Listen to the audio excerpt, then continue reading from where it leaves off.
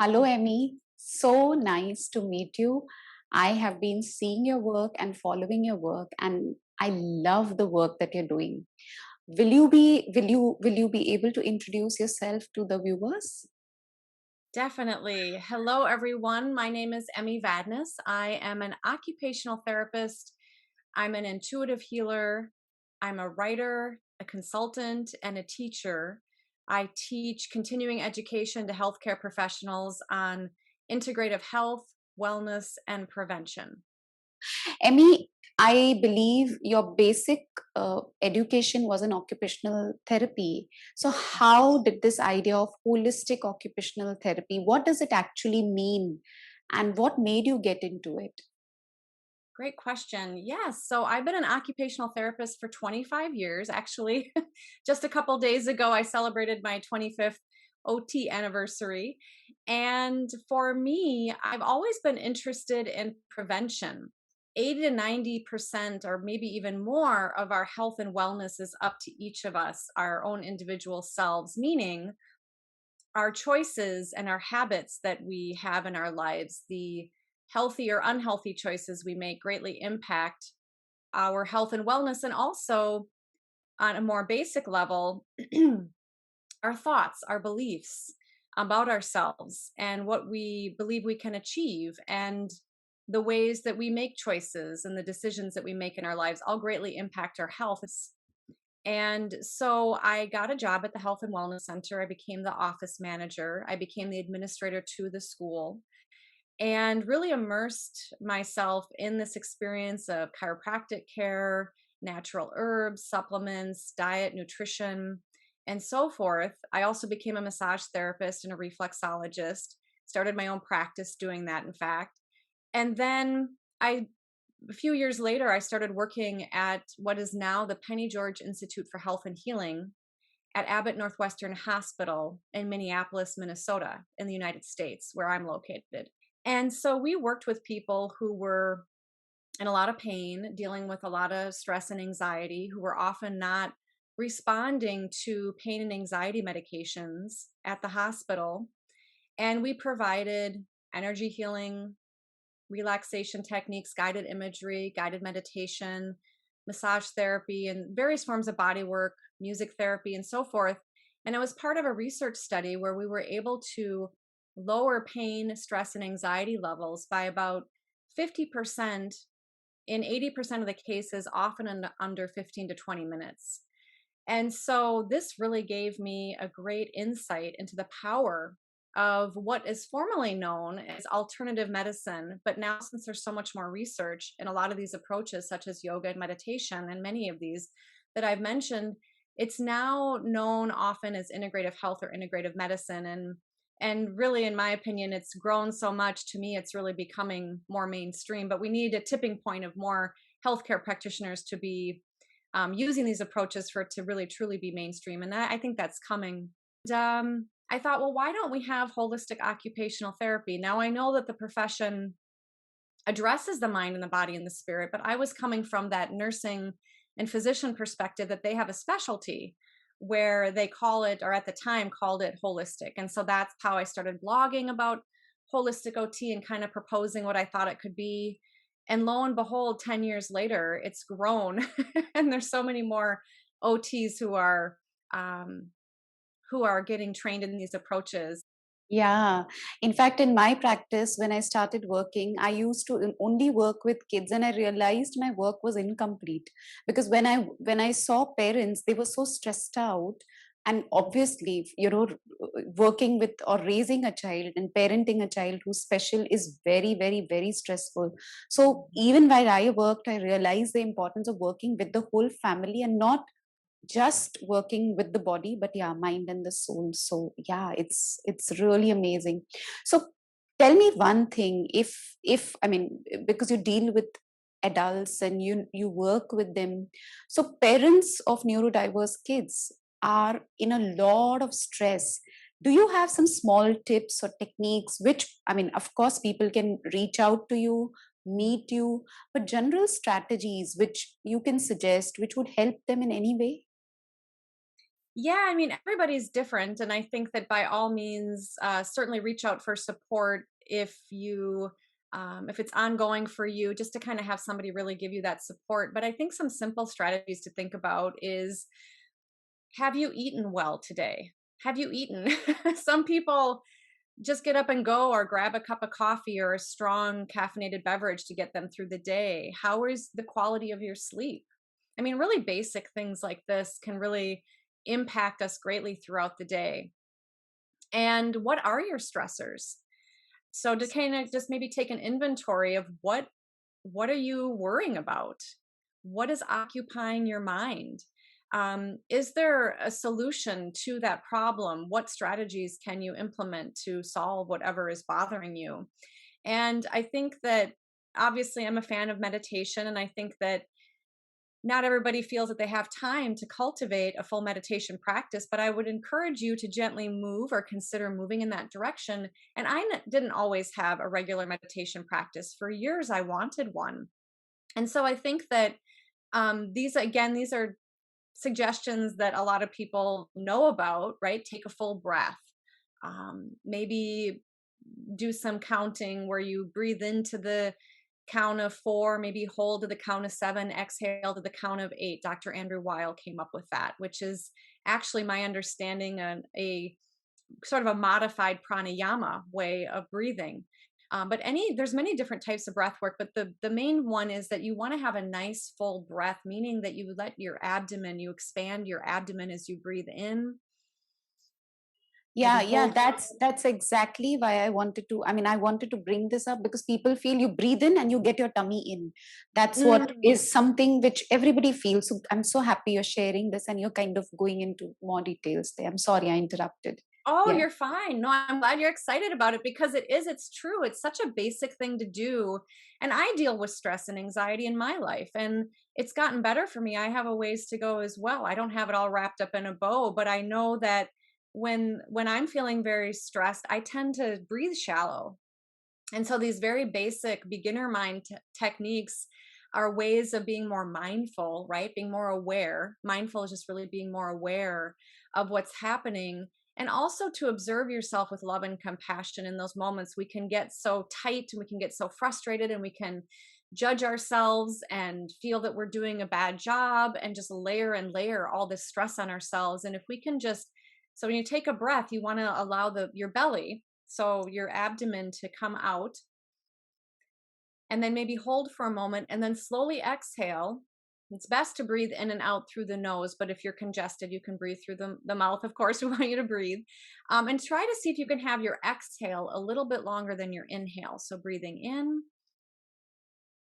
holding for a moment, and then slowly exhaling. Now, when I'm first teaching people relaxation techniques or meditation or guided imagery, I often actually have them lie down, because it allows all of their muscles in their body to relax.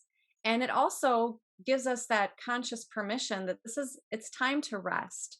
And I think that there's so much that we all want to accomplish in a day. It can go both ways. We can sometimes get into feeling stuck, where we're not really maybe accomplishing as much as we want, or we might be going into overdrive where we're trying to just do too much, and maybe we're multitasking.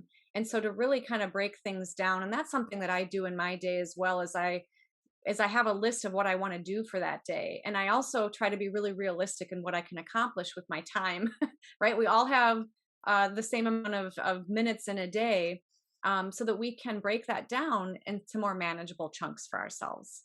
Yeah, that's a great point, because sometimes we have a long to-do list. We know we cannot do all of those things, but we still make it. And at the end of the day, we are like, stressed out. Oh, these things we could not accomplish. So that was a very important point that you brought up.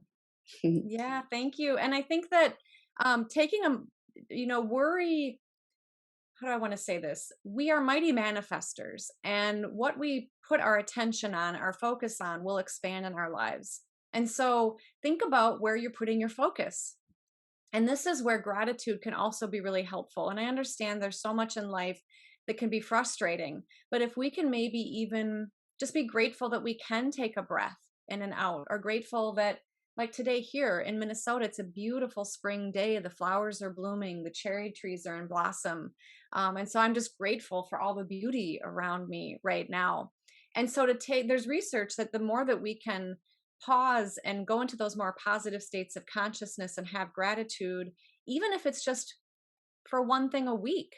But if we can do that maybe daily, maybe at the beginning of the day, the end of the day, periodically throughout the day, it's going to change your perspective.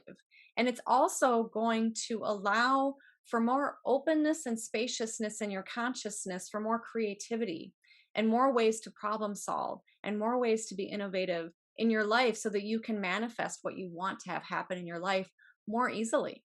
I was just curious basically. So, when parents are very stressed out when they are parenting and they take all those pointers like, yeah, food, breathing, and all of it, I mean, for the kids, what is it that they need? Is it treatment? Is it healing? Is it a combination of both?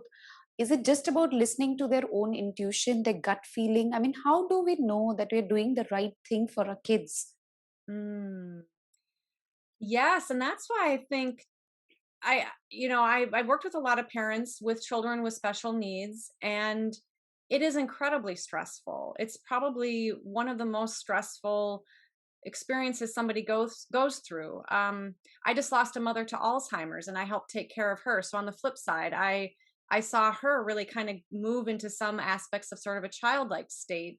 And she also kind of presented in a certain way as sort of a special needs child at times. And so it's very demanding, but I do know that if you are able to get the support that you need so that you have time to carve out, to allow yourself to get that contemplation time, to get that time for quiet time. Maybe it's going for a walk, maybe it's doing yoga, maybe it's exercising, maybe it's gardening, something so that you can get space in your mind and you can allow those stress levels, right? Because it's a biochemical reaction. You've got the cortisol, the adrenaline, the blood pressure, all of these things you need to reset.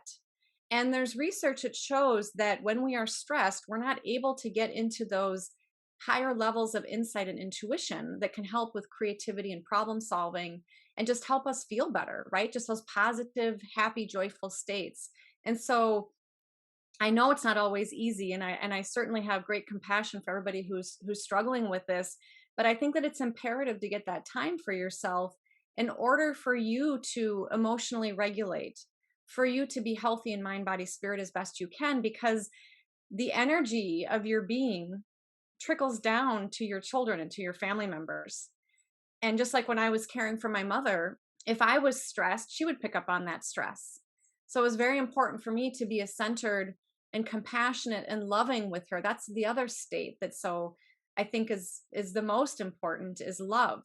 And when we're stressed, it can feel more difficult to access those loving, compassionate states. And so allowing ourselves to connect with our own hearts, to get whatever healing we need for any of our past wounds, so that we can truly be present and compassionate with our children in loving ways that they need us to be. And what if, when we do this, we feel guilty about it, that we're giving time to ourselves and we're Mm. not doing enough for our children, you know? Mm. Well, I think that right, it's a balancing act, or that's not even a great word, but it's a feels like a balancing act of trying to, make sure that everything is sort of taken care of.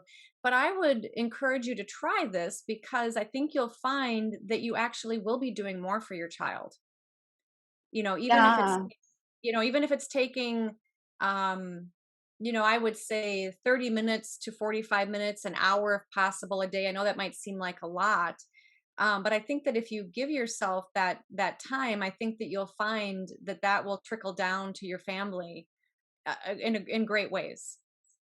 And it would definitely help the child with the developmental gains also, because if we are stressed out and pushing that stress on the child, it is not going to help the child also to improve. Rather, the situation at home is going to be really tense. What do you feel about that? Yeah, definitely, absolutely. And I think that if it feels maybe if you feel like you don't have the support from other people around you, and your child is cognitively, meaning that their thoughts, their consciousness can engage in an activity that could be maybe a fun, relaxing activity or some type of meditative mindfulness activity that's geared toward that developmental area that your child is functioning in, that would be a way to integrate it. And it's something you can do with your child. I know some parents who do that, or they at least have their child have quiet time. And if there's a way to, facilitate that throughout the day, that can help kind of reset the tone of the energy of the day. I mean, what is it that a parent can do when the child is in the middle of a tantrum? We know we need to be quiet, we know we need to be calm. But do you have any tips what we can do to maintain our balance, to maintain our, so that we stay grounded and anchored as a parent? Yeah. Well, I personally don't have a lot of experience with a child actively having a tantrum. However, I do think that what you just said is very valuable of first of all, the more that we can cultivate these states of consciousness when a child is not having a tantrum, the better they're going to serve you when and if that happens. And actually, you might find that the child may have less or no tantrums by you cultivating these states of consciousness, meaning by allowing yourself to get into more calm states of consciousness regularly, that then you can bring that into daily life. So, whether that's listening to some type of YouTube guided meditation, guided imagery, doing yoga, practicing breath work, maybe for 5, 10, 15, 20 minutes or more, whatever you can bring in your schedule, but doing it regularly. And it seems that some of the research shows that maybe 20 minutes 3 times a week or more, you can start to get those changes in your brain, and that you can actually start making that more of a habit, so that when you are presented with whatever challenging experience in your life, be it that your child is having a tantrum, or maybe somebody is being unkind to you or rude to you or inconsiderate, that you can come back to your breath, take a nice full breath in and out, pause for a moment, and bring compassion to yourself and the individual you're interacting with, and then choose, do I want to take my child out of the store now? What's the best course of action for me to do? Do I want to, how much more time do I let the situation play out before I do some type of intervention, or there's some type of other step that I take? Or this has happened in my life where people have said something to me that I've been really taken aback with. And I pause, and sometimes I'll smile and maybe just kind of acknowledge what they said. And that can help kind of diffuse the situation. And rather than me reacting, right? Because if a child is in a tantrum, which to me, an adult who is unkind or rude is like a child having a tantrum. It's they're acting out in a way, they're expressing their feelings because they're not able to maybe communicate in another way, or they're frustrated by a situation and they're not able to make their needs known, or maybe they, you've been out running errands and they haven't eaten for a couple hours, and there's some need that's not being met there, so that we can pause and really assess the situation and make the best choice going forward in that regard. Yeah, Emmy, would you like to tell us more about meditation and breath work? Some basic things that can be done. Of course, everything varies from person to person, but some few techniques, strategies, or whatever that parents can do. Yeah, so there's many different types of meditation out there. I would encourage you to find the one that works best for you. I am trained in a variety of different approaches. I think that ultimately a classic form of meditation is being able to sit upright, either cross-legged in a lotus position or in a straight back chair where you have your feet flat on the ground, about hip width apart, and your knees and ankles at about, and hips at about 90 degrees, kind of gently sitting upright. And some people just follow their breath and just notice the breath moving in and out of their body. Some people will do breath work and just pay attention to that, letting thoughts and feelings come and go without judging them. This is really what a mindfulness practice, and what Westerners have kind of coined as sort of a mindfulness practice. But this is really a classic form of meditation, of just being present with what is, with all of the senses, all of the experiences externally and internally, without judging them, and just observing with love and compassion. And that's a very classic form. Um, you can also pair that with a meaningful word or phrase on the out breath. So you might, on the out breath, just silently repeat within yourself peace, or love, or joy or one or God, whatever speaks to you, or maybe a prayer on the out breath. Dr. No Herbert problem. Benson, who coined the term the relaxation response, actually studied nuns and monks and meditators, and he found that a repetitive movement or repetitive activity, such as repeating silently within yourself a meaningful word or phrase on the out breath, can help a person get into that relaxation response state. And there are many health benefits associated with that. Not only does it just help you feel better, but it can actually shift the way that your genes are expressing. So when we're stressed, our genes can express negatively for what we might be predisposed for, meaning that if we have genetics that might where we might manifest heart disease, the more stressed we are, the more that that can manifest. And so the more that we can regularly induce these kind of relaxation or meditative practices, the more that we can actually help our genetic expression and our overall just health and well-being all the way to a genetic level. When I'm teaching people how to first meditate or do relaxation techniques, I actually start out with breath work, just simple abdominal breathing we talked about before. I like to guide people in a progressive body relaxation, sometimes referred to as a body scan and mindfulness. And then I like to guide people in something called a special place guided imagery, which is basically like taking a mini vacation and just imagining being someplace special or peaceful. And people tend to like this because it's kind of like it's pleasurable and it's sort of like taking a mini vacation. And so I also have that available on my YouTube channel, the abdominal breathing, progressive relaxation, excuse me, the abdominal breathing, the progressive relaxation, and the special place guided imagery.